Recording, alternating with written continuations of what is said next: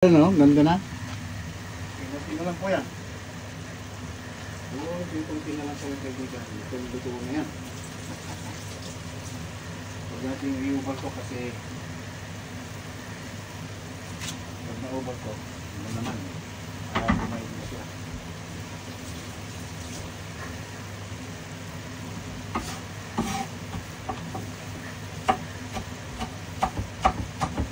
Nalagay tayo ng daw ng ano po, ng sibuyas ng daw niya. Ano po? Ayan, ayun na po yan.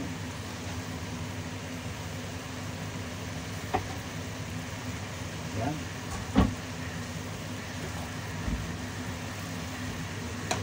Kita niyo po, ang ganda na oh. Oh, may naitawi po, luto na to, kaibigan. Kain na po tayo. Silikon kanin.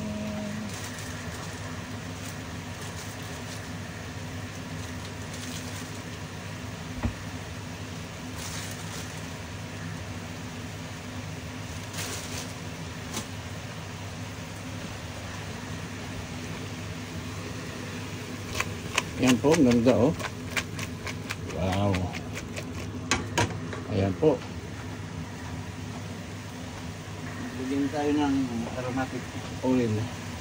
Yan po, naglalagay ako ng kanito, lalo tapos na po. 1 teaspoon kunti po. Ayan. Sesame oil. Ito yung binibili ko lagi. Nagustuhan ko yung amulit kasi iba kasi medyo ito, masarap to. Maraming salamat kaibigan. Ayan po. Ayan po. Ah, kita niyo po, wala. Dry na po.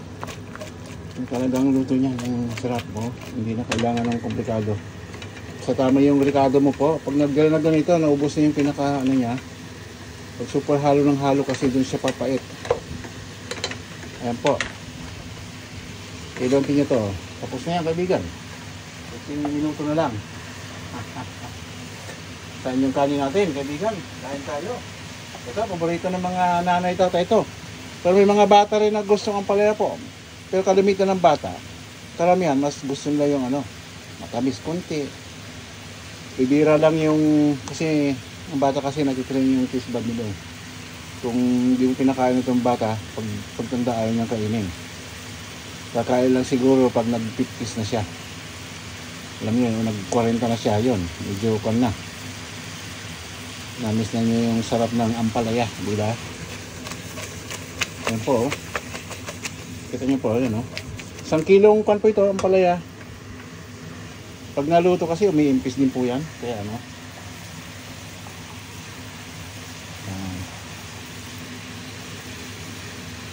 Nalang nyo kadagalin, no? Ayun, oh. Luto na yung kaibigan, oh. Yan, luto na to. Ayan, oh. Kita niyo po. Ang bango nito. Yan po. Yan, close up natin po. Ayan, yan po. Ayan o. Ganda nito. At saka ang sarap nito kaibigan. Paano? Kita ko lang sa inyo ha. Ayan po. Ayan po. The best na to kaibigan. Ayan o. Magandang tanghali muli sa ating lahat. Magandang hapon sa ibang sulok ng mundo. Kain na po.